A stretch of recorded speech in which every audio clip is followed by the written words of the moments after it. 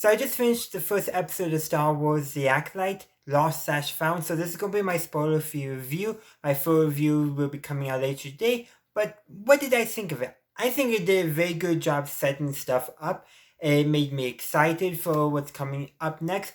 And while I think the mystery part of it is going to be more us knowing and us trying to see how the characters solve it, because I do think the overarching mystery, at least part of it, is somewhat already revealed to us, the audience, but I do think it's going to be...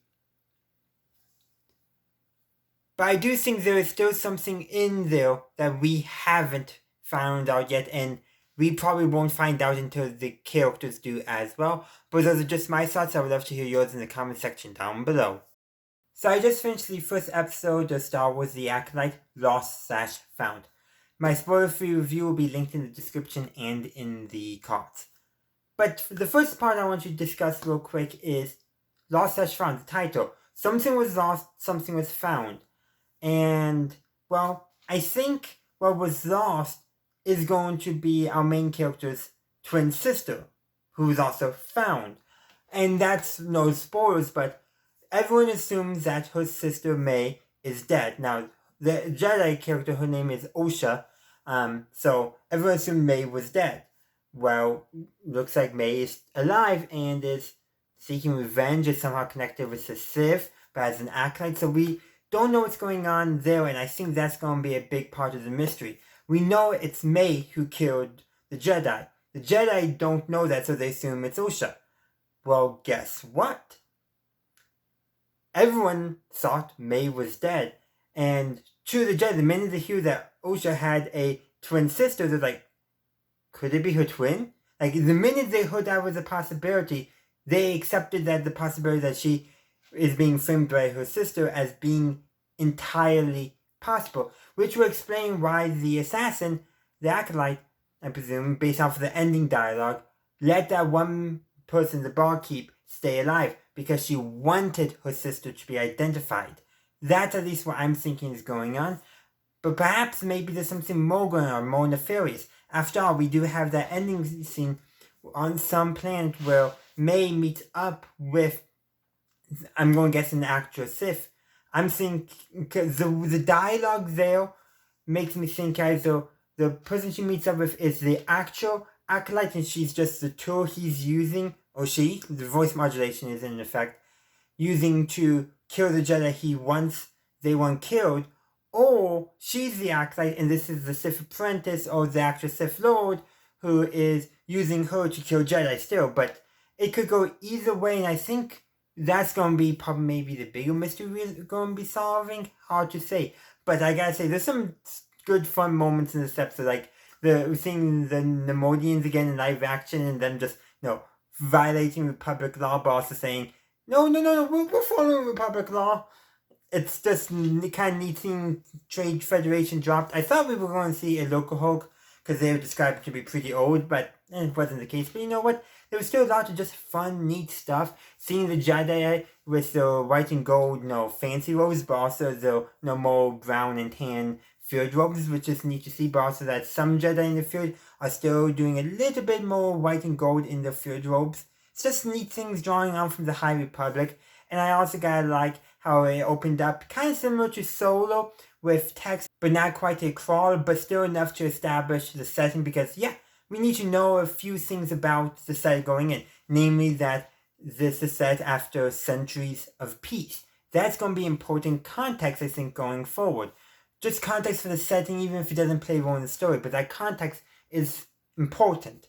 But that's where I'm going to leave this review. I'd love to hear your thoughts in the comment section down below, and I'll be talking about episode 2 probably tomorrow, so I'll see you then. So I finished the second episode of Star Wars The Acolyte, Revenge/Justice. So this is going to be my spoiler-free review, full review coming out later today. But what did I think of this episode? Well, I think this episode built off of episode 1 in some unique and interesting ways that really changed the dynamics of the story and some of the expectations I had coming out of episode 1. I don't want to talk about those things specifically into my full review because if I talk about them, I'll be spoiling the episode. So that's pretty much all I got to say. Besides, there's just some nice, fun stuff going on in the episode. Some really good advancing of the overarching mystery. But that's all I'm going to say today. So I would love to hear your thoughts in the comment section down below. And of course, may the Force be with you always. So I finished the second episode of Star Wars The Acolyte, Revenge/Justice. My spoiler-free review is going to be linked in the description and in the cards. So let's actually talk about what is occurring in episode 2, Revenge and Justice. Well, first, this episode builds off of what we saw in episode 1, Lost/Found.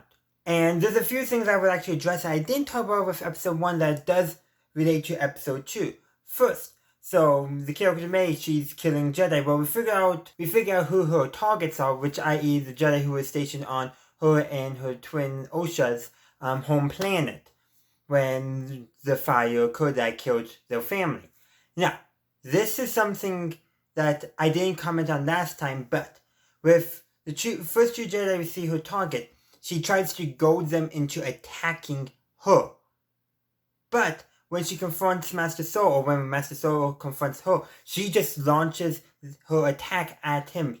She doesn't even try to goad him into attacking. I do find that interesting.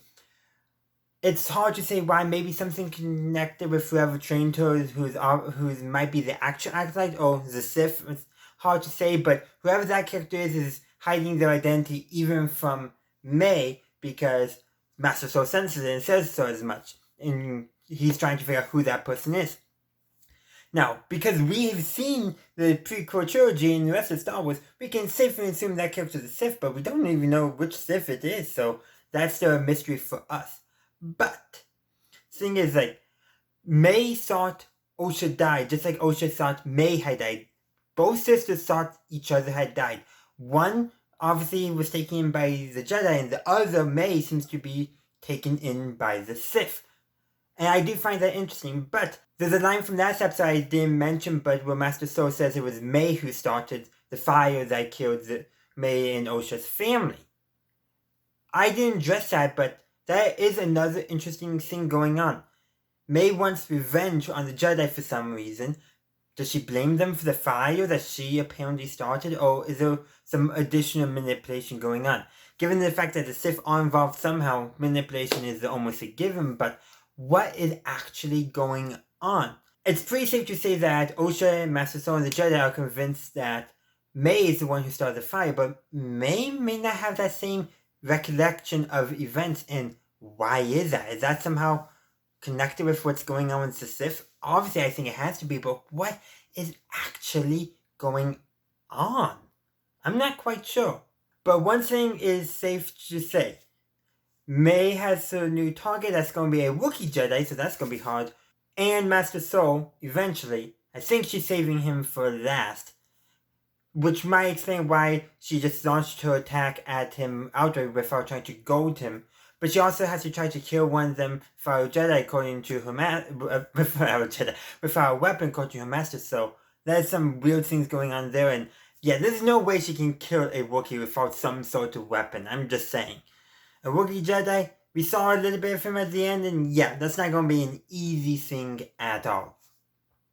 But the thing I really want to say is Master So and the team he has with him, that includes Osha, his Padawan, and another Jedi who was apparently friends with Osha when she was still a Jedi.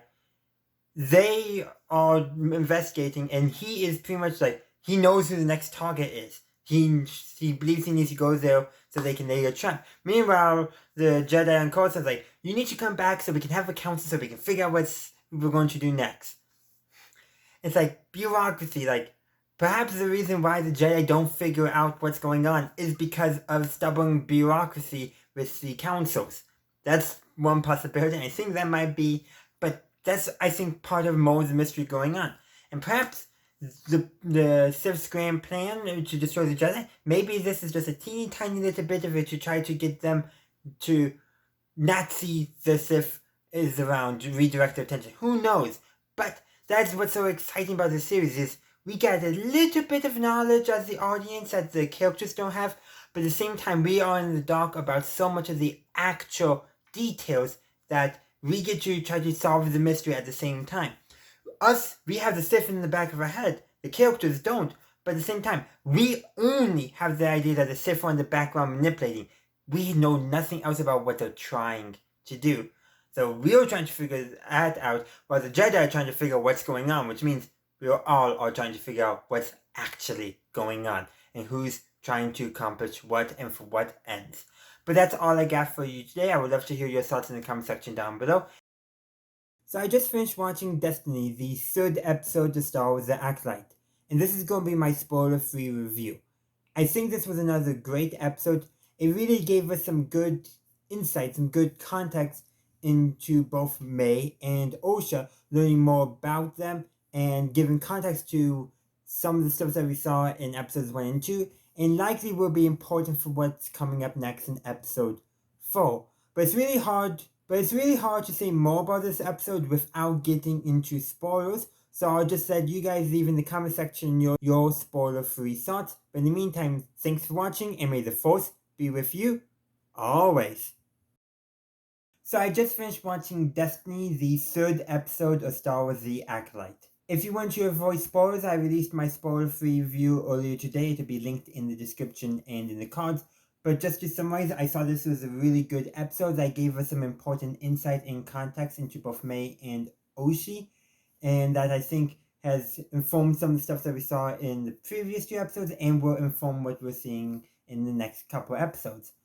But what actually happened? So first, let's get the big elephant out of the room. This is a prequel episode, a flashback episode, if you will, about basically when the Jedi first came across Osha and May, and what their life was like. So they grew up in a coven of witches, and it seems like they lived a kind of an isolated lifestyle. Didn't know much about the galaxy beyond their little coven and their planet, and that definitely the clan mother was the word I'm looking for is definitely spoiled them a bit. Well, their actual mother, definitely wanted to do not such a soft approach. Though I should say, basically the clan mother, the one they call Mama, that what she did, the Jedi would find unnatural, and she was saying, and that was their birth mother who was saying that. I forget her name, but definitely I think the clan mother used the Force in some way, so that way the coven could have 2 new children, or 1, and maybe they end up being twins. But very clearly it showed that May, she is perfectly content. She's willing to, basically the lifestyle they grow up with, she's with that. But Osha, she wants more. She has a longing for something more. Man, isn't that such a setup for a classic hero's journey? You have a pretty decent enough life, but you are longing for something more. Staring out at the binary sunset and sunrise on Tatooine. Oh wait, that's Luke Skywalker, not Osha. Osha says she sits under a tree that they're told is dangerous, but apparently, as Osha says, only when you eat the fruit. But the point being is, Osha wants something more, which is like the beginning of a classic hero journey, though given what we see in episode 1 and 2, that probably doesn't pan out for her, but it might end up panning out. But we get some important context. The Jedi find them, obviously, and apparently the Republic, this witch coven, has been outlawed by them. Why? Hard to say. But at least when we get to see their teachings, it doesn't seem like they were teaching anything inherently dark side, more just a different interpretation of the light. And definitely some of the Jedi, I would say, actually, all the Jedi were being pretty respectful in their face-to-face conversation. Some maybe more so than others, but the thing is that I do think there is more going on that we don't see because we are solely following Osha's perspective through all of this. We never follow May's perspective. And for Osha, she wants something more, so yeah, she's going through the Jedi's respect for her. Apparently she knew about them before, and this coven has had apparently bad experiences with the Jedi before, and maybe they did. Maybe at one time they did take a darker view on the Force, and maybe they are going for a more softer, light side view of the Force going now, but the Jedi don't know that, and maybe some of the sisters are more into that stuff. It's very hard, but definitely I do think without a doubt that though at least at one time and somehow might have been a dark side connection. But it does confirm one thing in this episode. May did set the fire. So I know some people were theorizing maybe the Jedi actually did. No, May definitely set the fire. Now, I don't think she intended it to spread, but like, she did not want Osha to leave to become a Jedi. And the thing is that I think May had put too much of her identity in essentially being a twin, and her and her sister wanting the same things, doing the same things when that's not the case. It's in some ways a common trope in media to have twins who are literally identical. I'm trying to think of a good example. There's always those creepy twins in horror, but I'm trying to think of a good example. Okay, I'm just going to use a Thomas and Friends example. Don and Douglas. Some slight personality differences, but man, they're portrayed as inseparable twins. Same thing with Bill and Ben, where sometimes you can barely tell them apart. Don and Douglas, a little bit more, but still. And I can recall other examples in media of twins who are identical in every single aspect, including personality. But Osha, she doesn't want to do everything and share everything with her sister. She wants to be her own individual. But May is not. And I think May does definitely tap into the dark side, and when she starts a fire and ends up destroying their entire home. So it's not just, I was originally picturing a small little farming house or something like that, a small little hut. No, it's just a huge home, and somehow I don't think May actually did kill every single member of the Coven. That just doesn't make sense. Yes, I think she definitely maybe did try to kill her sister, but I don't think she actually killed every member of the Coven. I suspect the something happened with the Jedi and the Coven, instigated by May. I do think May instigated what was going on, what happened, and we don't know that because we were following Osha's perspective. And now, granted, there's a thing where Soul does rush Osha away from one of the bodies. Could that be to hide a lightsaber wound? Maybe, but I don't think so. I don't think Soul knows fully what happened on the plane. I know he knows something went down, but I just get the impression that he doesn't know. And I suspect I forget her name, but the first Jedi killed and then her Padawan Tobin, who May killed in the last episode, knows more about what actually went down. And I think the Wookiee Jedi does too. And that's why he, what's the word I'm looking for? Basically went into a form of exile. For some reason, I just get the impression that Soul was somehow left in the dark, and his only concern in that moment was saving Osha. So we still don't know fully what happened because, again, I don't think there's a way that May could have or would have killed every member of her coven. I do think at least one of those Jedi was responsible. Maybe the one who willingly took the poison. He seemed to have been maybe the slightly most aggressive one. It's hard to say. But I do think something went down that we are not seeing, but May did. But also, I do think May misunderstood something that happened as well, but she eventually met the Sith and they twisted her perception of it.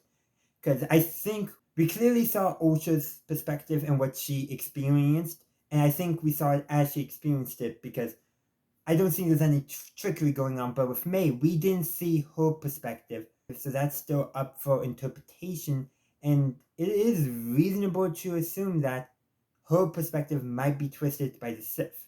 But those are just my thoughts. I would love to hear your thoughts in the comment section down below. So I just finished watching the 4th episode of Star Wars The Acolyte.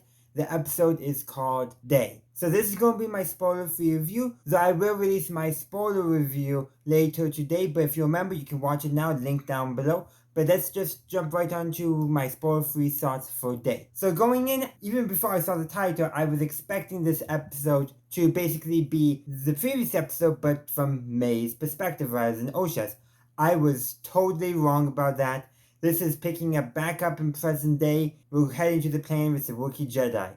There's some amazing twists that I was not expecting. This episode also, I think, confirms, or not necessarily confirms, but provides some good, strong evidence on a theory I've had, but I've not made a video about yet. But suffice to say, this was a great episode. I really loved it. Full thoughts and spoiler review linked below. And of course, may the Force be with you always. So I just finished watching the 4th episode of Star Wars The Acolyte. The episode is called Day.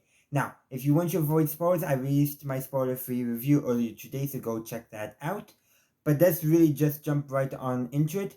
But a quick recap of my spoiler-free review. I thought this was going to be the previous episode, but from May's perspective, I was totally wrong. Instead, May's going to confront the Wookiee Jedi to try to kill him.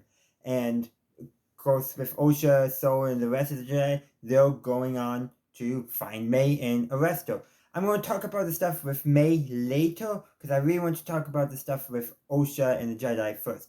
So Osha is willing just to walk away from all this. She doesn't want to confront everything about it. Yes, her sister's still alive, but she doesn't want to confront anything about it. She's still perhaps in a bit denial, unsure, all that stuff. Her emotions in a way are still clouding her.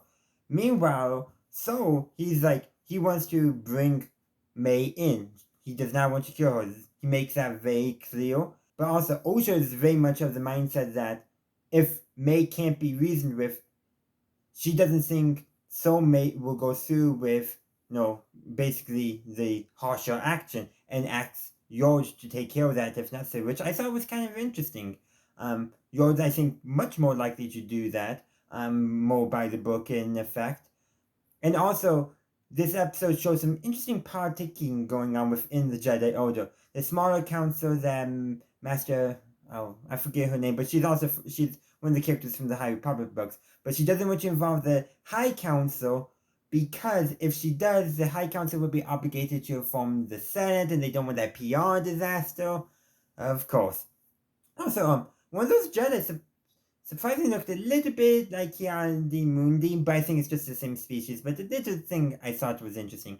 But going back, Soul's current Padawan believes that Soul brought Osha along partly to, help ease tensions when confronting May, making her more likely to surrender herself, but also because she believes that Soul believes that having Osha there will be good for Osha to help her, confront her past, and all that, to confront herself as well. Again, playing up the twin angle in a very different way than we've seen previously in Star Wars, which I think as the story unfolds will become even more interesting and definitely worth its own video. And that idea that Soul wants Osha to confront herself via May, in effect, Soul confirms. So he has one really smart Padawan, I gotta say. And eventually, they find where the Wookiee Jedi has been living. Master, I can't remember their names for some reason, not all their names.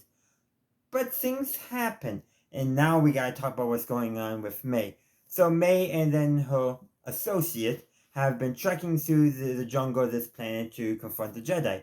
Well, anyhow, May's tired, so she wants to rest, and she has some good points that she's gonna fight a Jedi, a Wookiee Jedi especially. She needs to rest, especially if she's gonna fight and defeat him and kill him with no weapons. But she's also getting cold feet about this because she now knows that Osha is still alive. So her associate, I forget his name, but like, I'll go get you some water, acting like, yeah, you convinced me. I didn't buy it for a second. Well, I kind of did, but I didn't buy that he was going to go get water. Maybe he will actually come back, but I thought he was going to be contacting the Acolyte, the mysterious dark figure who's actually a Sith. Danger Sith Lord or the Acolyte, it doesn't really matter. I have a feeling he went to contact him. Or them. We don't know the identity of that mysterious figure at all. May does decide. She sets a trap, captures her associate, and she's going to turn herself into the Jedi. But when she gets there, the Wookiee Jedi is already killed with a lightsaber wound. May does not have a lightsaber, so she starts panicking, realizing basically her master, the mysterious Sith, is there. And yeah, that's basically where the episode ends. But the Acolyte comes in to confront the Jedi. The Jedi turn their lightsabers on. Obviously, he turned his on first, by the way. Force pushes May off the same old flicks, and then massive force pushing all the Jedi back. Episode ends. The day ends. I have a feeling next episode might be called Night. But going back, I don't think, after all this and seeing the mysterious figure more up close, I don't think May's associate went to contact the Acolyte. I think he is the Acolyte. This is a series I've seen floating around. I'm going to do a full video on it, but I think he's the Acolyte. But I did think it was interesting how he just flicked Osha away. May have failed him, but he may be able to use Osha for whatever his plans are. Because since I'm thinking he is May's associate, I think we now have an identity, but it's still just a theory on that. But a few other things just to note about this episode, besides that major reveal of the Acolyte being there. Identity still need to be confirmed, but I'm almost positive on that, on who he is now. Osha doing all this, doing this trek on the plane to get to the Wookiee Jedi without the other Jedi to confront May. She's starting to reconnect with the Force. She senses some of the creatures on the planet, and I'm almost thinking she might have sensed the mysterious figure before everyone else did, but she was frozen in fear. Mainly because she has not actually confronted her own fear yet, so it still has the ability to control her. That's my at least take on that. And it was Soul who was the first Jedi to turn around, sensing the Acolyte approaching. But I think this episode was called Day for a reason. It's day, and then when they got there to where the Wookiee Jedi was, it really quickly transitioned to night. Not twilight, night. And I think that's very much intentional for what they are trying to tell us, that things are about to get dark. So if the next episode is not called night, well, it's probably going to be dark or something like that, because that's just the impression I've gotten from how this episode ends.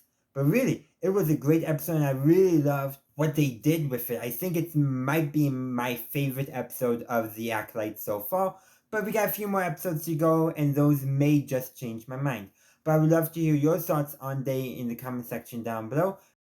So I just finished watching the 5th episode of Star Wars The Acolyte. The episode is called Night. Hey, I was right about something. If you watched my review for last week's episode Day, I predicted this episode was going to be called Night. So I was definitely right about that. There was a few other things I was right about as well, but I won't talk about them because that will be spoiler, and I'm trying to remain spoiler free in this quick review. But my first spoiler review will be coming out later today. It'll be linked down below. But yeah, this was a great episode. I really loved it. Yes, certain things were reviewed, but certain things wasn't reviewed and weren't reviewed. Things that I thought were going to be reviewed in this episode were, and the things that I thought were going to be reviewed in the next episode were. So, yeah. But overall, I think it was really good, and I think they did a good job of balancing the revealing more information while still keeping some information hidden, so that way the mystery is still ongoing. But that's all I got. I would love to hear your spoiler-free thoughts in the comment section. So I just finished watching the latest episode of Star Wars The Acolyte. The episode is episode 5, Night. Hey, I was right about something.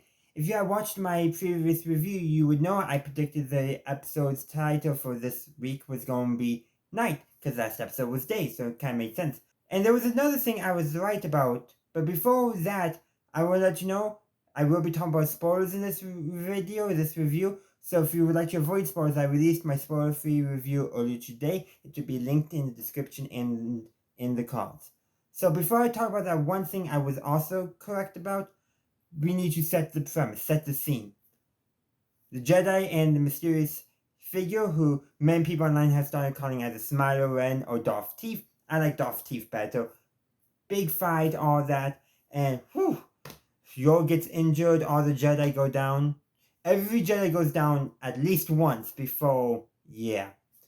And in the initial scuffle, most of the unnamed Jedi, they're just to show off the power of Darth Teeth, obviously. Though Darth Teeth does do this pretty sick move where he stabs one Jedi, then pulls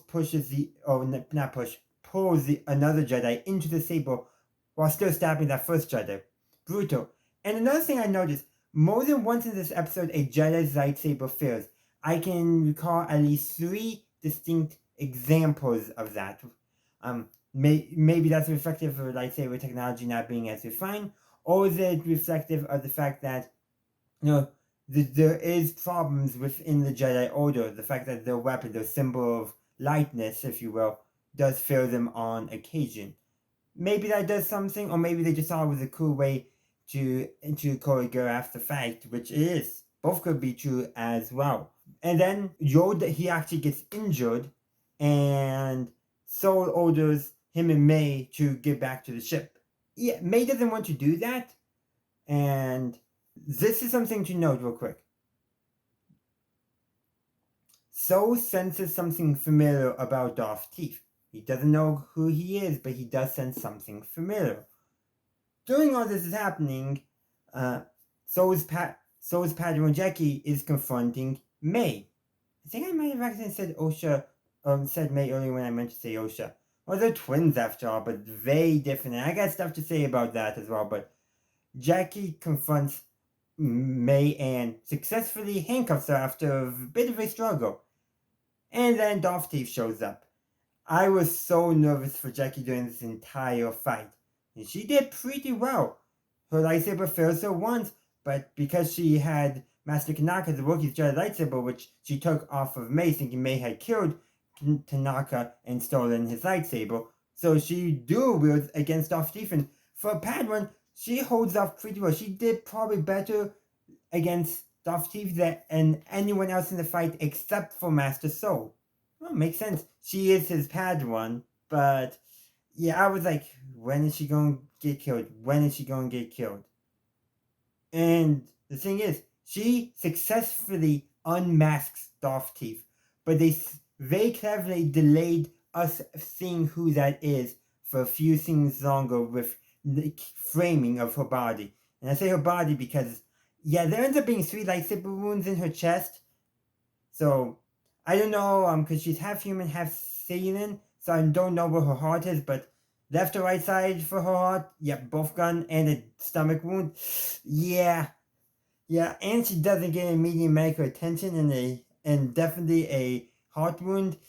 Yeah, that's not that survivable, not at all. I had a feeling as soon as she engaged Darth Teeth, she was done for. The fact that she was fighting May at first was like, okay, there's a chance she's going to survive. She's going to arrest May and she's going to drag May back to the ship. And then Darth Teeth showed up and was like, ugh. And I was shocked at how well she held off. Well, eventually, May calls out to Osha using the Force. May is clearly more in tune with the Force than Osha is. And Osha convinces Yod to come back with Force so they can, confront and save everyone. Well, there's only 2 people left to save. May and Master Soul. And they do arrive, and Yod does not last long. Not at all. I honestly expected him to.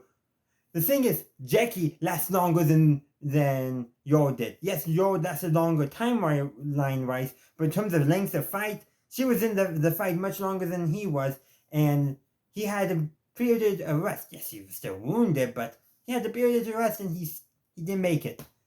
I was shocked and how brutal his death was. Yes, Jackie's death was brutal as well, but it was lightsaber wounds. Yod got a snap to the neck. Ooh, tough. I really should have put a content warning at the beginning of this review. And I should now talk about who Darth Teeth is. I've avoided it just like they did in the film using like cyber blocking. It's Camille. I was right about that. It is the obvious choice, no doubt about that.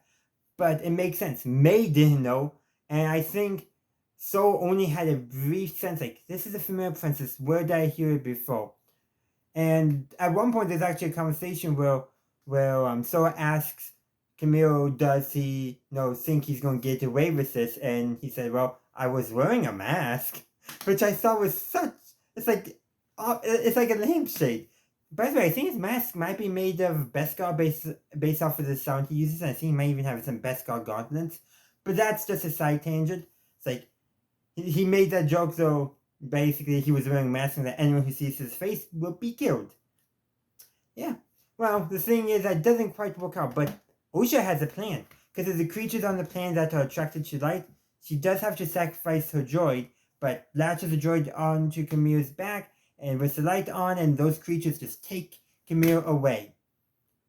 And then she and her sister have a fight, and her sister eventually gets the upper hand.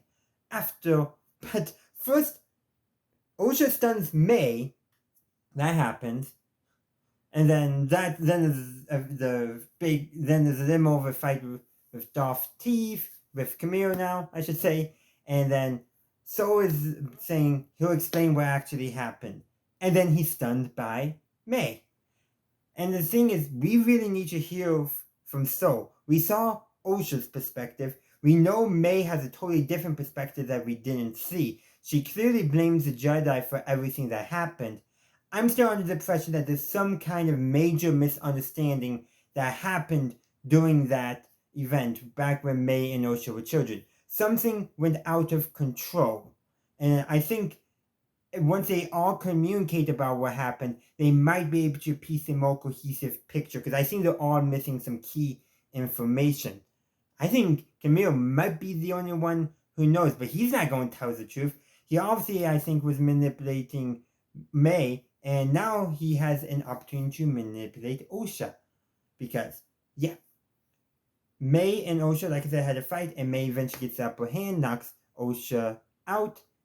There's a callback, by the way, to when who I'm looking for is when they were kids and how Osha just couldn't block, and May cuts her hair and switches clothes with with Osha. Man, they're twins, and I'm getting their names mixed up. I had a feeling something like that was going on after the scene. Like, that's not Osha. It's just not. And the thing is, she's probably clever hiding those marks she has on her head. But there's a big conversation between the two. And the thing is, when they were children, May was the one who was always following their family, their coven's wishes, desires. That's what May wanted. But Osha didn't want that. And still, Osha, no, she can accept. I think she can accept that she may have different paths, but May just cannot. She even uses the line. A line that Anakin used in Revenge of the Sith on Mustafar. Basically, she literally, almost word for word, but, and let's just recap with the scene in Revenge of the Sith where between Obi-Wan, Anakin, and Padme, though Padme is now unconscious, where Anakin screams at Obi-Wan, "You turned her against me." And May very much says to Osha, "The Jedi turned you against me." Oh, almost the same words. And the thing is, we saw May's perspective. We saw Osha's perspective early on, and it's clear before we even see a single Jedi that when they were kids that she did not necessarily want the same things as her sister. And I think that all led to whatever happened, but we're still missing some key information. But I think it's interesting to note how they use that same language. There's going to be people online who's going to say that the Jedi totally in the wrong, Darth Teeth is correct, everything Kimura is saying is correct, blah, blah, blah. And that's kind of like the same people who saw what Kylo said in The Last Jedi was the message of the film, let the past die, kill it if you have to. No, that's not the message. Now, yes, sometimes you need to move on with the past, accept that happened, and move on. But the thing is that sometimes characters say things that are not accurate in film, in television. I thought that was an obvious thing, but I do want to get that out there. But the fact that they borrowed lines from Anakin, very much the same lines, is like, that should get us to think. Osha and May both have different takes on that event that night. May obviously has had her perspective twisted to the point that she thinks any counter perspective to what happened between her and her sister must be manipulation that impacts how Osha is thinking. But if May just saw back, like, wait, Osha was like this before the Jedi even showed up, and May's not thinking that. But like I said, because of the switch places, which by the way, Basil, I don't think I talked about him in the last review, but he's going to notice that there's a difference, and I think so. But I think there might be a difference as well. He might sense something. I think he definitely might. And he might even, though, pretend he doesn't and then tell May his experience on that night. And then that could get May to think. Because now Osha is in the accompaniment of Camille. He survived. Go figure. And I think there could be something really interesting going on. There were a series that the sisters were going to switch places, which, yeah, that definitely happened. But only one, I think, is going to be switching places willingly, and maybe she'll have a change of heart, maybe not. But the thing is, Camille, he's now going to be manipulating Osha, saying the Jedi abandoned her and a bunch of things to get her to turn against the Jedi. it's going to be the Sith MO. He doesn't quite call himself a Sith, but there is a conversation where Soul asks Camille, what is he? Who is he? And he says, well, I don't have to call myself anything, but your Jedi might call me a Sith, which I think is interesting. He doesn't say he is a Sith. He says the Jedi are calling him a Sith. And I do think he's a good chance that he's a Sith apprentice. Because he's talking about he wanting an acolyte for himself to do what he wants. Like he says, the Jedi won't allow me to do what I want. Basically, he's also saying he's an anarchist. He doesn't care that what he wants will end up killing a bunch of other people. It's what he wants, therefore it's what it is. Which is also very much a Sith mentality.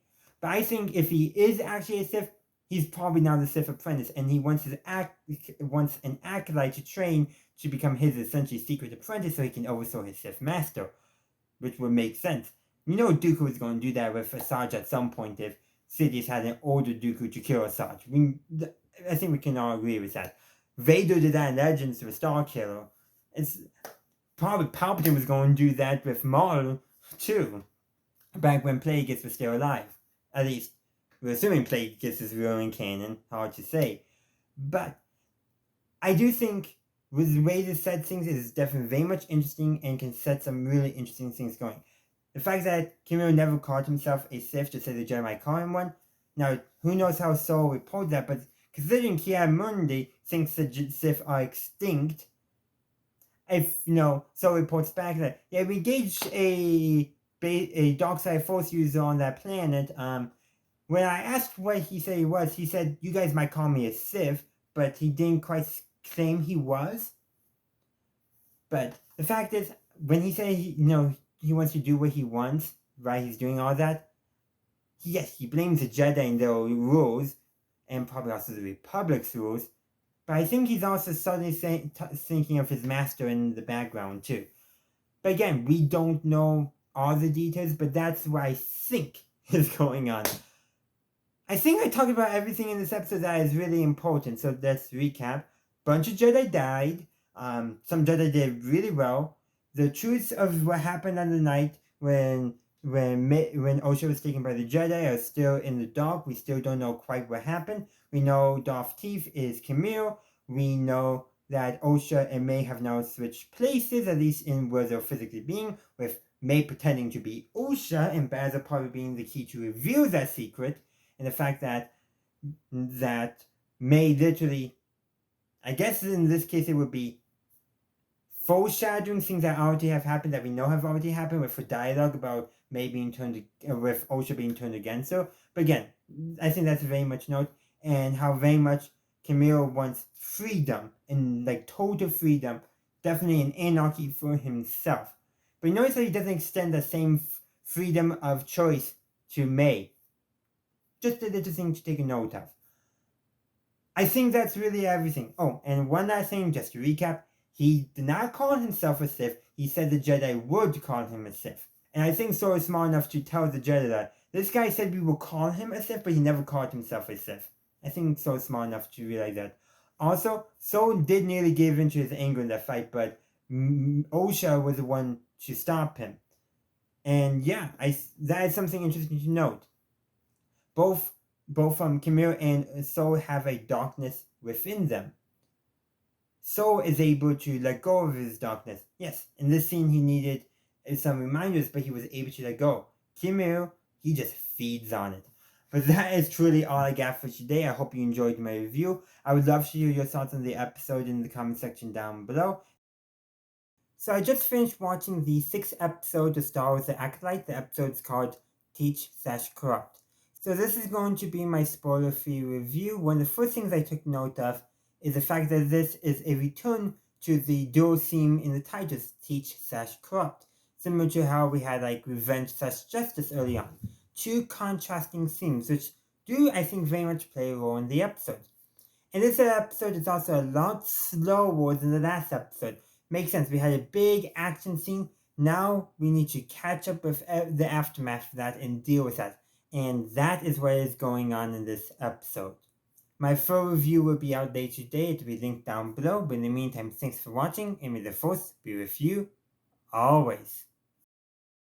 So I finished watching the 6th episode of Star Wars The Acolyte. The episode is called Teach/Corrupt. So if you haven't seen my spoiler-free review, it'll be linked down in the description and in the cards. I will be talking about spoilers. So this episode, there's two things going on. One is a return to the double-barreled, the double-themed titles, Teach/Corrupt, rather than just one word like we had in the previous episode. This episode is also much slower than the last episode, and it served it well because after that big action scene, everything that came down in the last episode, we needed to slow down and let the plot catch up. So, what are the plots? Well, there's basically three plots going on. We have what's going on between May, Sol, and Basil on the ship, and we have what's going on between Camille and Osha, and then we have everything going on with Venestra and the Jedi Lodge, because Sol does try to send communication but is unable to. All that is going on. They have not intersected at all. Eventually, I think they will. But let's talk about what's going on with the Venestra storyline. Basically, she's informed that Master Sol sent distress signal and that they can't reestablish contact, so she assembles a team and goes herself to, figure out what's going on. And one thing I do want to know, apparently one of the Jedi, one who has a very British-sounding accent to me, if I got the accent down right, basically alludes to that apparently Venestra gets space sick, but she claims she doesn't. I know a little bit about her from the High Republic books because she's one of the few established characters from the High Republic to actually be in the Acolyte. And I honestly don't know if it was that powerful characterization back then or not. Though from what I understand, everything that she went through, I wouldn't blame her if she developed some queasiness in hyperspace and all that. But anyhow, they arrive on the planet, they find all the bodies. And did they have to show us the bodies of Yord and Jackie? Did they have to show that to us? No, but they did it anyhow. Just further tug on our heartstrings and make us sad and heartbroken. Man, they really know how to do that as those creators. They really do know how to do it. And especially because they showed Jackie first. At least show Yord first. I'm just saying. They wanted the impact of all that. And so they're trying to piece the scene together to figure out what happened. And what does Venestra do? I think she senses that she might have a little bit of psychometry potentially. But she basically asks one of the Jedi with her, what does he see? What does he sense? Kind of deal. And they determine that some basically rogue force user with a lightsaber did it. Yeah, that's really all they do. So I wonder if Venestra is suspecting something more. That one Jedi says he doubts I was Master Sol. He doubts that Master Sol was rogue. And Venestra just said that's a pretty strong accusation. And I have a feeling she doesn't suspect that at all. I think she might suspect, she probably knows a little bit more about the Sith than the average Jedi, being a Jedi Master and all. She's like, Sith couldn't have returned, could they? I don't know, but I think she does suspect something more. And that scene with her using her light whip from the trailer, yep, we finally got it. I was expecting that to be part of a much bigger scene. But no, it's just one scene where they're attacked by a creature in the woods. It was neat to see it, but it's exactly what we saw in the trailer. Nothing about it. It establishes that she's a little bit different than the other Jedi, because I believe it's also purple in color, which actually would make her the second canon Jedi in live action to have a purple lightsaber. Huh? She's up there with Mace Windu at least. But that is something interesting to note, that scene that they really showed off in the trailers and marketing ended up being not too much going on in the actual show. I don't have anything else to say about that. But let's talk about with Sol and May. Now, at the end of the last episode, we were all wondering, does Sol actually know or not? And I don't think he knew initially, but he still had suspicions. And I think the entire time he had suspicions, but because he was so mentally exhausted by everything that was happening, his senses were not fully picking up on stuff. He was unsure. And there's several things you can tell where he tested stuff. Like there was, going back to the last episode, he says, "Where's your sister?" Now he's saying not where's May, but where's your sister, to see if May/Osha. He probably wasn't sure yet which one, because he was so exhausted. He was ambiguous still. And then there's a scene where he talks about May's master and finding him, and then he asks the question, "Where did you find him?" And So there's two things going on. He's either one, legitimately surprised that Osha found her pip droid back and wants to know where she found him, or he is wondering, could this still be May? I'm not sure. I'm so exhausted I can't tell. I'm gonna ask this clever question. And then May, being smart, feigns like, what? Huh? And then Soka clarifies about her pip droid. Which, by the way, May factory resets, but at the same time, she hears from So how Osha was very caring to her pip droid, showed no attention, love, affection, even though it was just a droid. And I think that's partly going to get May thinking a little bit too. And then there's a few other things too. And then eventually, So does stun May, and then we see Bazza. So I think Bazza confirmed to Soul his suspicion that he just wasn't so sure because of how emotionally exhausted he was. He was not thinking clearly. I mean, right after that scene where he stuns May, he turns off the communication and immediately goes to hyperspace instead of staying around for the Jedi.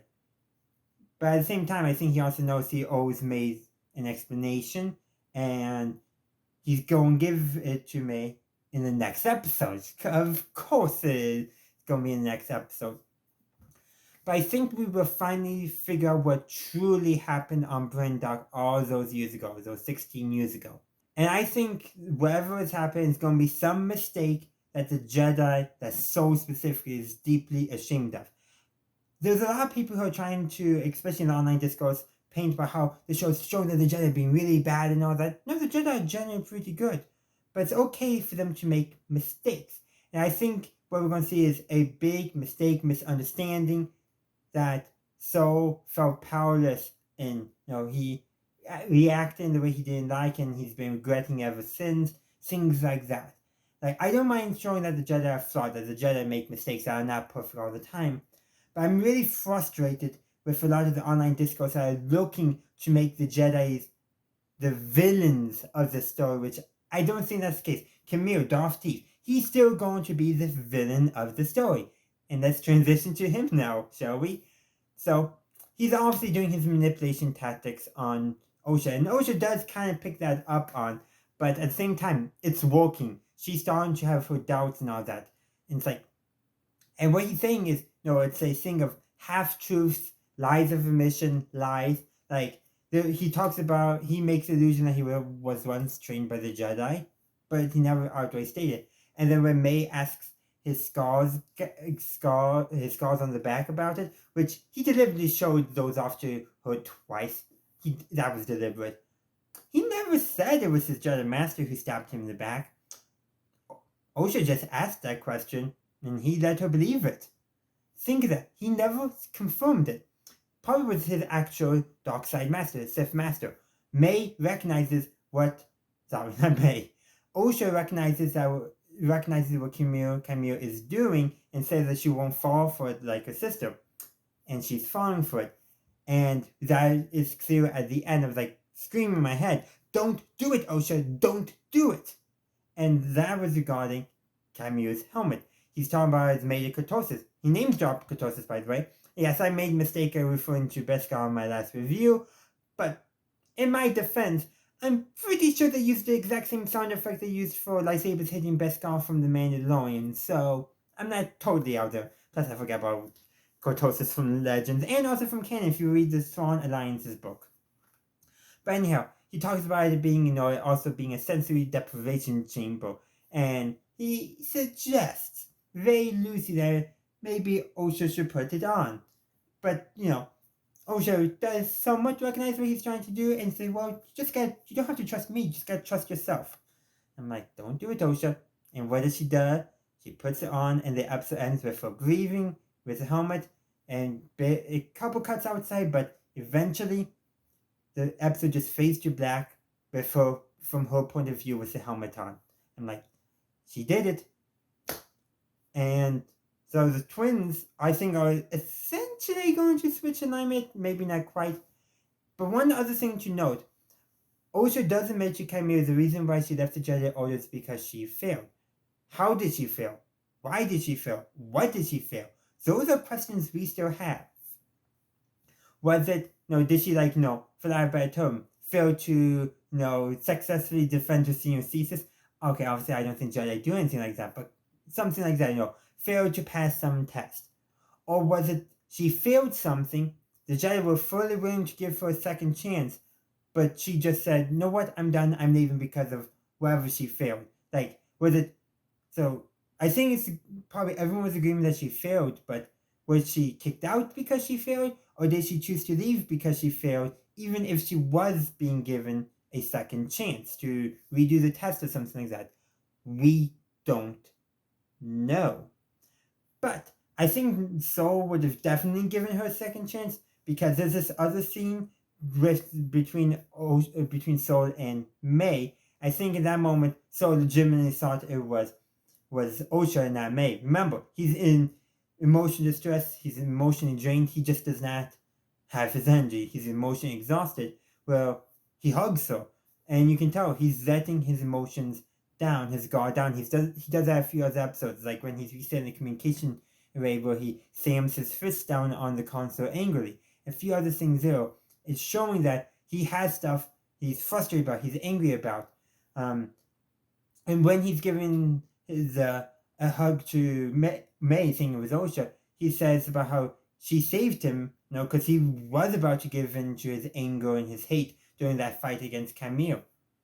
And that, I think, is going to also be impacting May as well. Because notice, in the way when May first woke up on the ship, she did try, she found a knife and was going to kill Soul. Soul senses something. I think, not quite sure if it was May or Osha, but again, he's emotionally exhausted. But he does sense that she's there, at the very least. And after that, we never see her attempt to kill Soul again. But throughout the episode, we see Osha multiple times threaten to kill Camille, but never actually does. She finds one of May's knife. She doesn't use that. She picks up Camille's lightsaber.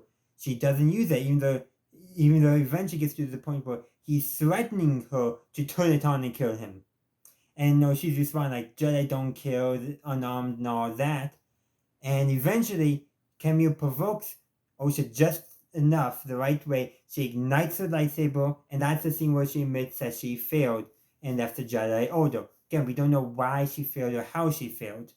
But it's interesting, he pushed the right buttons to get her to act on her anger, her resentment, even though it was directed towards him. Because, one, I think he knew he was going to be safe the entire time, and two, he's manipulating Osha to become his next apprentice, his next acolyte, whichever term we want to use, because he wants something and he's only telling half-truths and lies of omission, and some full truths are about that, to successfully manipulate Osha. Yeah, he wants power, duh. He's a dark side, he wants power. That's the nature of the dark side in Star Wars. The dark side, they may have some genuine kind moments, but it's always going to be in advancement of their own needs. The light side will make mistakes, will stumble, but as demonstrated in Soul, any guilt they have will rack at them and will impact them, and if they let it fester, it might lead to the darkness, but it might not. Again, we gotta wait and see in the next episode, because truly I think everything in here is concluding what happened before, introducing a lot of new stuff, so that way we can get gut punched in the next episode. Again, really, we'll probably have a lot of, every episode probably to the end is going to have some kind of gut punch. We had all the Jedi, including Yod and Jackie, being killed in the last episode. This episode we get to see their bodies once again, and their, I don't know why they did that to us. I still don't know why. But you know what? This is what I do know. Despite them doing that, this was still a great and amazing episode, and it was really good to slow down, to focus on the aftermath of the battle and how all the characters are dealing with it. May and Soul basically are on the pathway to coming to terms about what happened on Bregdock because of what happened on, I forget the planet's name. Camille is manipulating Osha, and then Vanessa is now on the path as well, and to figure out what happened. And we still don't know everyone's motivations, but it is sufficient to say we are coming near the end game for all this. But those are just my thoughts. I would love to hear your thoughts in the comment section down below. So I just finished watching episode 7 of Star Wars The Acolyte. The episode is called Choice. And this is a phenomenal episode. It was really, really good. It confirmed a lot of what I was expecting, but it also introduced some interesting stuff that I was not expecting. But I have to say, I think the title is very fitting because the plot hinges on a choice. Actually, a series of choices, but it really hinges on one choice, which I'll talk more about my full review. But one last thing I would like to leave with you. I feel like the episode could have also been called A Series of Unfortunate Events, and it still would make perfect sense with the story they're trying to tell. Except for one thing, I don't feel like the titular choice then would be given as much weight. But those are just my thoughts. I would love to hear your spoiler-free thoughts in the comment section, and of course, may the Force be with you always. So I just finished the 7th episode of Star Wars The Acolyte. The episode is called Choice. Now, if you haven't seen my spoiler-free review yet, please go consider checking out because I will be talking about spoilers in this review. So, Choice is basically Soul's perspective on the events of Destiny. And by the way, Choice and Destiny are dichotomies, if you will. Like day-night, revenge, justice, all that we've been getting throughout these episodes, the titles. And Destiny is set for you. It's what's going to happen, what you're going to do, your choices impact what's going to occur, what's going to happen. And there is a dichotomy though, but at the same time, if you remember in Destiny, there was talk about how you could choose your own destiny. At the same time, their choices led to what happened, what we already know has happened. So in a way, their choices were set because their destiny was set because we already know. That's kind of like the nature of whenever you have flashbacks, because certain things are already set in stone because it's the present of the story. Now I might get a bit too meta about that, but this episode, like I said, is from Soul's perspective and the choices he made that impacted the events that we saw in Destiny. And it's not just his choices, it's also May's choices, it's also the Witch's choices, it's also Tobin's choices, and Indara's choices. Really, the only one who doesn't make any choice that is new, basically, for that better term, is Osha, because her choice to join the Jedi was already made back in Destiny. She made that choice. And that was set off because she saw the Jedi. And then what happened was set off because May and her other mothers, not Mother Stage, the other one, made choices to prevent the Jedi from taking Osha. All those choices came together as a series of unfortunate events that caused the events that we saw. The witches to all be killed, for the fire to spread, everything. All those choices came together and created what we saw. But what did we actually see? Well, first let's establish the Jedi on Brendok because they thought Brendok was lifeless, no life at all, yet there's life. The series, some kind of vergence of the Force. And then there's a late point in the episode where that vergence is what makes Tobin to make another choice that leads to all the craziness, for that better term. Tobin this entire time has been wanting to get back to Coruscant. He's basically bored cataloging plant samples. Yeah, that is somewhat understandable there. And when they first confront the witches, we already saw them get in his head, but this time we got to see what he was experiencing. Basically, he was having a force trip, and the witches in his head basically are using him to get the Jedi to leave by saying, what do you want? You want to get back to Coruscant, you want to leave this place. Just kneel and all that, and it will be done. Basically trying to scare the Jedi into going back to Coruscant. But that doesn't work because a Soul's choice to basically want to train Osha, to bring Osha to the Jedi, because he formed that connection with Osha, not with May. He latched on to Osha pretty quickly, probably because he sensed that Osha was feeling different about being among the Coven than May was. May was fine, happy with being it. But at the same time, May was happy the way things were. She didn't want any changes. And so her mother, not Mother Stacia, but was willing to, stoke that anger because she also didn't want Osha to leave because of her own fear of the Jedi. Fear is really what caused a lot of the bad choices to be made. Fear of missing out, fear of the Jedi, fear of losing your family, all that stuff really impacted everyone's choices, and in many cases they made the wrong choice. Really, probably only one character never made a wrong choice in this episode, and that was probably Mother Anastasia. She considered Osha's opinion, desires from the get-go. She was willing to let Osha go with the Jedi, but in that second confrontation with the witches, Tobin and the twins' other mother nearly come to blows, and so what does she do? Well, she uses her magic, and we don't know what she's going to do, and neither does Soul, but there's something to note about the scene. We get a head-on shot of her, so we see her mist magic, for that better term, go to both Tobin and the twins' other mother. Soul is getting a side view, a profile view. He only sees the mist coming toward Tobin, and he makes, in fear basically, makes the wrong choice in that moment and kills her. And then she reveals to him that she was going to let Osha go. That's assuming the other witches were going to cooperate, of course, because I don't think they were. But that's something to note. She's the only one who never acted out of fear.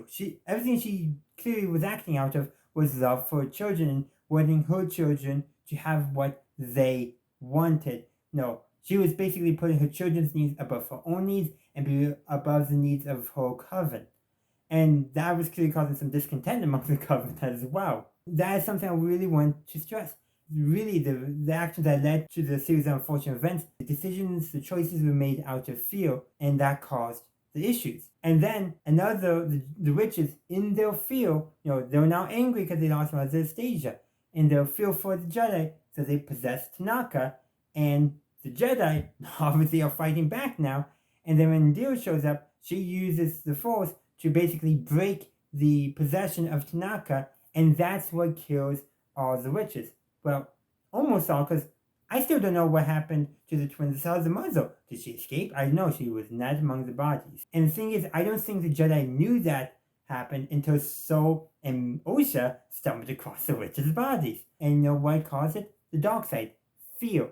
Everyone, at some point, except for Mother Anastasia, reacted out of fear rather than out of love. Even so, he reacted out of fear multiple times.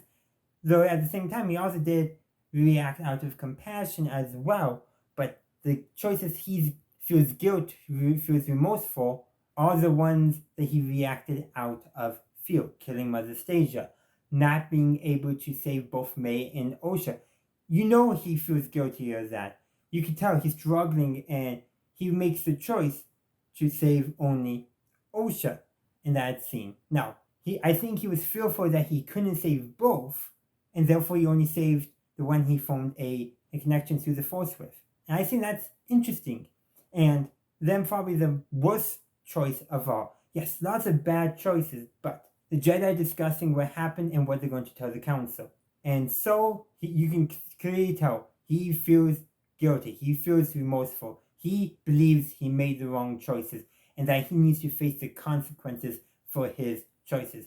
But Indara is like, the Jedi going to know the truth. May started a fire that killed their entire family, and Osha's the only survivor. Which is true from a certain point of view, but even still, that's more of a certain point of view than even what Obi-Wan did. Because at least with Vader, Vader did kind of kill Anakin, at least killed who Obi-Wan thought Anakin was and all that. He had a little more of an excuse with that than what Indara did with it, from a certain point of view. And that's the thing that's, I think, been impacting Soul this entire time. He feels guilt. We saw a lot of guilt in the past episode. And I think now that he's told May, he can start recovering. Because you can tell from the get-go, he wanted to make amends. And perhaps, when this is all over, the reason why the Jedi decide, no Sith involved, is because Soul admits what happened on Brenda all these years ago, and the Jedi just assumed he fell to the dark side and has been hiding it this entire time. We don't know, But it's very interesting that basically everything that occurred was a series of mistakes. I was frustrated with everyone who was thinking the Jedi were maliciously doing the wrong thing. No, they're actually really secretly the bad guy. No, they just made mistakes. Really, the only mistake that is, I would say, truly wrong, is Indara's choice to tell the truth from a certain point of view, some lies of omission. She's the only one who makes a decision, gets all the other judges to go with her, by the way, makes a decision to lie about what really happened. And perhaps if she just told the truth, things would have gone a lot better. And I think that was part of what May was trying to get Tobin to do back in episode 2 as well. So yeah, this really was an interesting episode. We got to see again all this stuff from Soul's perspective. Now, I recorded this a couple of times because I kept on not losing my train of thought, but kept on feeling I wasn't saying what I wanted to say correctly. So if I didn't say this before, I meant to. But I really want to make sure I say it. So there's certain events going on in this episode that Soul could not have known what was going on. But he was telling this to May. It's very possible that May is then telling Soul stuff as well. Saying like, oh yeah, when you guys were climbing up, I did this. Oh, and that could be piecing some stuff together in Soul's mind of what actually happened. There's a series that Osha and May are finally going to be switching positions, and I think this is part of it. May filling Soul in on some stuff that Soul had only made assumptions of prior is something that we need to consider. It's also very likely that May appreciates Soul basically telling her what happened as he experienced it, and basically telling her that he made a mistake by not telling the truth and by letting the truth not be told. He's been wanting to tell Osha that too. Will he ever get a chance? We don't know. But I think Camille would be telling Osha that before Soul gets to do so, which is going to make things very tragic in the next episode. Because it will. And that's my prediction of the next episode. Tragedy across the board. But anyhow, I hope you enjoyed my review. I would love to hear your thoughts on this episode on choice in the comment section down below. So I just finished watching the 8th and final episode of Star Wars The Acolyte, Season 1. Hopefully we'll get to Season 2 because this was, in my opinion, a great season finale. It wrapped up the main story, but it did leave some avenues for continuing the story, which I think is a good way when you're trying to tell a serialized story, but you don't know if you're necessarily going to get we haven't even gotten a second season yet, but an additional season. And I really can't talk about the actual plot because I'll spoil it otherwise. But like I said, I think they did a good job wrapping up the story. But stay tuned for my full review to be out hopefully later today. And of course, may the Force be with you always. So the 8th and final episode of Star Wars The Acolyte has dropped. Apparently it's called The Acolyte, which I think is a fitting title for what occurs in this episode.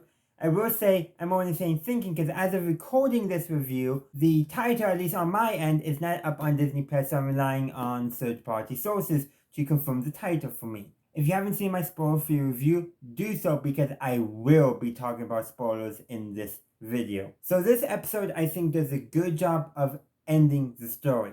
But first, we gotta address the biggest problem with the Acolyte. The marketing made us think this was going to be a murder mystery. This is still a mystery. The Acolyte is still a mystery, but it's not a murder mystery. It's more of a thriller mystery. We're trying to figure out what actually happened and what's going on, not a whodunit. And I think that's a fault of the marketing because it's easier to market a whodunit than anything else. But with that out of the way, let's actually talk about the story. Everything comes back to Brendock. Everyone returns to Brendock. Soul is there, May and Osha is there, Camille is there, Venestra is there, Bazzer is there. Okay, I'm not sure everything that Bazzer does. He probably just provides the judge some context of what happened. Though, given what Venestra tells the Senate committee, if Bazzer did witness and tell her everything that happened on the other planet, she conveniently left some stuff out, but she knows more than what she told them. And speaking of what she told them, she places the blame of everything that happened on Soul, which is sad because Yes, he made mistakes, no doubt about that, but he basically had his heart in the right place. In some ways, you could say is Soul is Qui-Gon if Qui-Gon didn't have control of his emotions. Probably is a good way of looking at it. And so he was losing control of over his emotions, and he was letting his emotions dictate. While Vanessa did spin the truth from a certain point of view when she was talking to the Senate to give them a satisfactory answer, there is some truth in what she said and what she told May.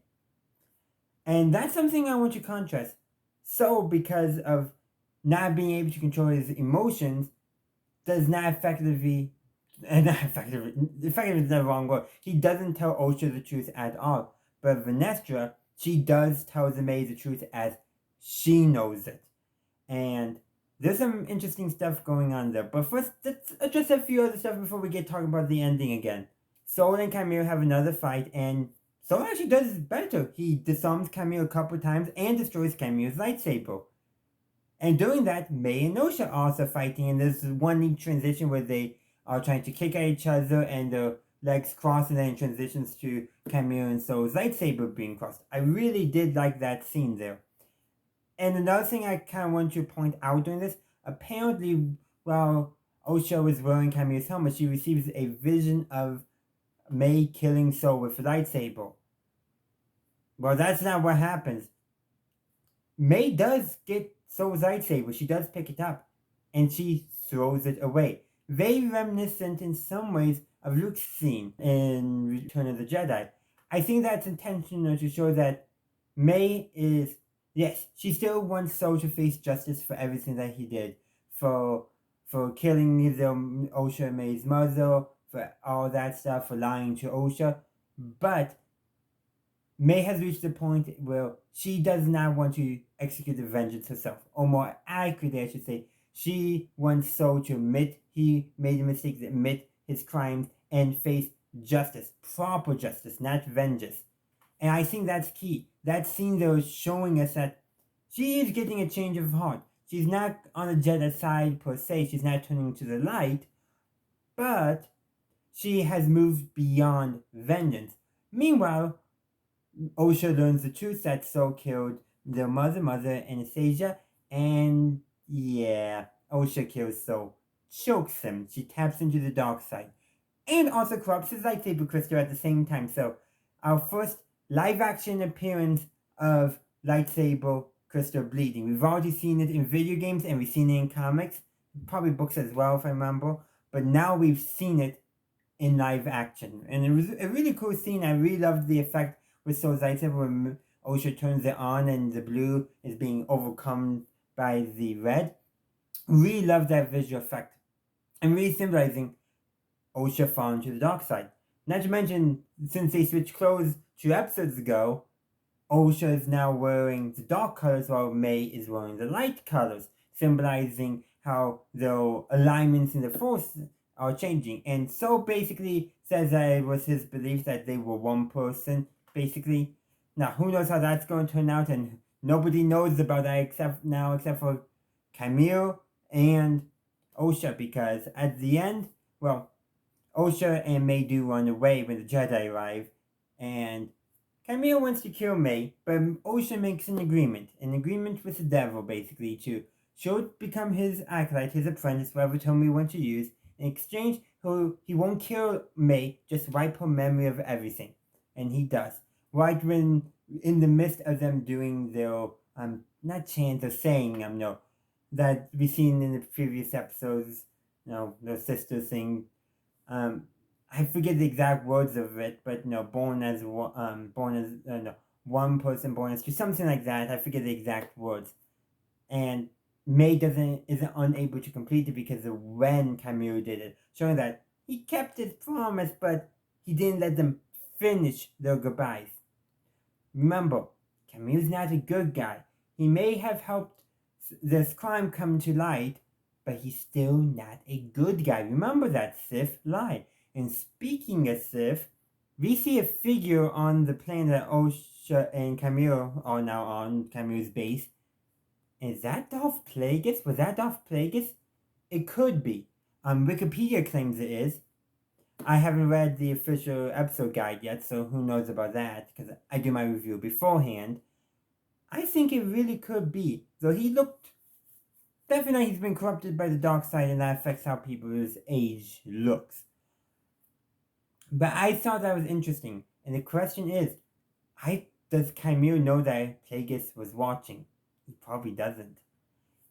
But this also tells me too, is if that was indeed Plagueis, either one, there's a change on who trained Palpatine, or Chimera is going to be discarded in favor of Palpatine. Both of which are possible. But I want to say one other thing. When Vanessa is investigating the site on Brendock, I think she has false psychometry because she senses what happened all those years ago. And she pieces together what happened.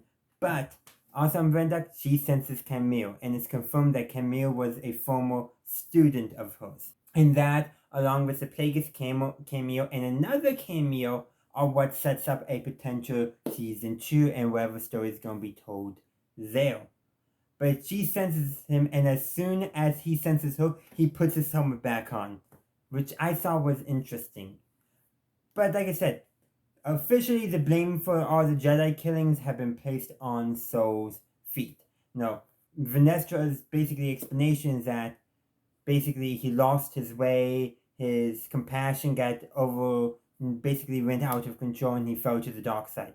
That was a common theory, and yeah. But what this does is basically keep the existence of the Sith a secret. Except for Vanessa definitely suspects something, and at the very end, she goes... Well, first she talks with Osha and tells her the truth as she best knows, and admits that Soul killed her mother... Not Osha, May, sorry, I got them mixed up again. But yeah, tells Osha everything. Says that Soul did love her sister, and right before Osha choked Soul, he was going to admit that he loved May. Just want to point that out. And then Vanessa tells May that she wants her help finding her former student. And then the last scene is her... Actually, not the last... Was it the last scene? I might be getting the scene with Osha and Camille on that planet. But regardless, the last scene with the Jedi is Vanessa going to speak with Yoda. Yoda doesn't speak, just the backside of his head. I was like, she's going to tell you Yoda. And this is probably how... All the events is probably how Yoda might learn about the rule too. We don't know. And that's why I wanted season 2. So I hope I explained everything I wanted to explain, because there is so much more I could talk about this episode. But this is the end of the High Republic and the beginning of the fall of the Jedi. If I had known the truth here, things might have been different. We don't know. But like I said, I pointed out some good stuff, and I want to hear your thoughts. What did you think of this episode? Let me know in the comment section down below. So it's been a week since the final episode of Star Wars The Acolyte aired. So what did I think of the show as a whole? Overall, I thought the show was really good. It told a great story. But there's a couple things. One, the story may have been told better if it was given a few more episodes or given less. And by given less, I mean if they've portrayed it more like a movie and done it as a movie, might have been able to do better, because then some of the splits wouldn't have occurred when they did. But that's a pacing issue and a streaming issue overall.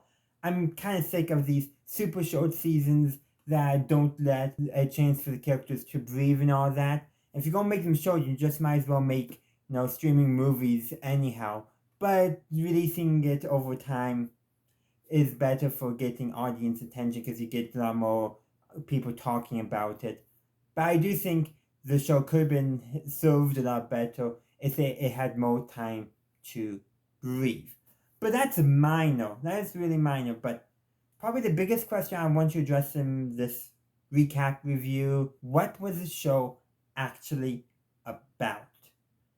And there's a lot of different takes, there's some people online, it really frustrated me, but they're convinced that this show was all about making the Jedi out to be the evil bad guys and the Sith are great and good. I literally saw someone who had that take and it's wrong. That is just a bad take. The Jedi are still the good guys, but they make mistakes. They have problems. That's what the show is about. At least the maybe not entirely about, but that's at least the overarching premise of the show. Why is everything happening? It's because the Jedi, the good guys, well intentioned, made a mistake and those mistakes that they made were never addressed and it snowballed. That is the overarching premise, the overarching story of the show. And the real story is how that affected May and Osha, two characters. Yes, also how it affected Sora as well, but he's the tragic hero in all this. He's the person who had the good intentions, but his fundamental flaw, his essentially desire to do good and be the good guy, got in his way of actually being the good guy. That makes him a tragic hero because he was unable to overcome his fundamental flaw, his desire to be the good guy, his desire to be the teacher. All that got in the way of him actually being the good guy. He's still a good guy, relatively, and depends on your perspective, depends on your point of view. But the thing is that he's still a great character because of his flaw. And his tragedy is that he couldn't overcome it. And May and Osha, well, Soul's flaw led to him making a huge mistake. And the heart of the story is about them dealing with it. I feel like we got a little more attention shown to Soul, and we got to see his story a little better than Osha and May's. But that's because Osha and May's story is still going on. Their story is not complete, but Soul's story was. But let's look at what their story really was about in this show. May, well, her story is learning that she doesn't need to seek revenge. She needs justice. And realizing her sister was alive and her deciding that, no, she didn't want to kill Saul out of anger, but have him confess his crimes and face justice. That was May's story. She was learning to let go of her anger and her hate. Yes, she still wanted Saul to make amends, to apologize, to face the consequences of his actions, but she no longer was seeking revenge. She was actually seeking justice. But Osha, on the other hand, her story is different. She has all this anger, all this fear pumped up inside of her, and it releases, and she embraces the dark side. Her story is the opposite of her sister's. Her sister goes from dark to light. She's going from light to dark. Because throughout the course of the story, they both realize the path they're currently on is not working for them. Like I said, May realizes she doesn't want revenge. She wants justice. Meanwhile, and also her sister, same thing with Osha as well. Meanwhile, Osha, her pumped up anger, her pumped up hate boils up and she releases it and she decided there's no turning back. Those are the three main characters of the show, Soul, Osha, and May. And one's a tragic hero, one's a redemption arc that still needs to be completed, and the other is a fall. Can I quite say? Quite good Star Wars stories when you really think about it. What is Star Wars about? It's about redemption, it's about tragedy, it's about people falling, and redemption again. Yeah, this checks all the Star Wars marks, so it's a great show. Not just because it checks those marks, but because those hallmarks of Star Wars are baked into the show, but they were able to tell it in a way that's different. Normally, we see a lot more of the redemption side of things, of the heroes overcoming our villains, which is still great. But here we got to see the villains get a small win, and we don't quite have any sense of hope, at least not as much as we do like when the villains win in Empire Strikes Back or Revenge of the Sith or The Last Jedi. But this show really is telling the story from the villain's perspective and is giving us a different take on Star Wars, which I love. There's definitely more I can say, but let's get a discussion going. The comment section is down below so we can discuss there, or you can go check out my Discord server, DockingBay555, and we can begin a discussion there as well, because there is so much more to discuss, and now that I got my thoughts, I want to hear yours. Thank you for watching my video. I do hope you enjoyed it. If you did, please be sure to give this video a like and share. Also, consider subscribing to my channel to stay up to date on all my latest content. You can also stay up to date on my content by following me on social media. I have a link tree down in the description which has all my social media links on it. Additionally, if you would like to support the channel, you can become a channel member and get early access to all my videos. In the meantime, thank you for watching, and as always, have a good day, a good night, wherever you are. May the Force be with you always.